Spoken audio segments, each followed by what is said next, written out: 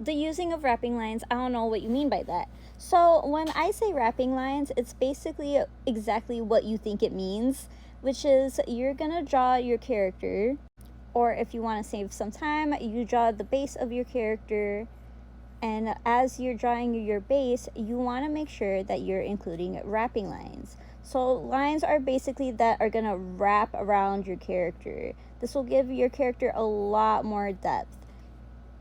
A good way to practice your wrapping lines or any form of character design is to go to industry standard studios like Disney or Studio Trigger and take their character sheets and basically reverse engineer them. And as we look at Mickey Mouse, yes, we can see that he's made of basic shapes in this photo, but the basic shapes are there to provide the gesture and the movement, which I can go over in another video altogether.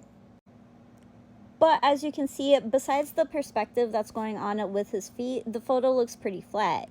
However, once you put in the wrapping lines, which is the lines that will wrap around your character, this is usually going to be your clothes and sometimes wherever the joints are, and some strategically placed wrinkles within the clothes. Now we are starting to see a lot more depth for Mickey Mouse.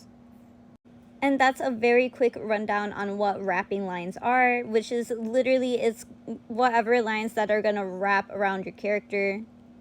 And I will say the best way to improve upon your wrapping lines or any way to get more volume for your character is to have a better understanding of perspective, especially 1-point perspective and even 2-point perspective. But for most of the time, you'll probably only need to use 1-point perspective, because as you can see here, specifically looking at Mickey Mouse's feet, they're using very basic 1-point perspective to give him a lot of volume, and it feels like he's standing even though there's no floor drawn anywhere. And once you're done breaking down the drawings that you find on Pinterest or Google from industry standard studios, you can then go back to your old art and draw over it and see how you can improve your art by applying what you learned from your breakdowns. My favorite part about this exercise is not only that it's easy and free to do, but also it gets you a lot more confident when it comes to pushing your poses. Okay, I hope that helps. Bye!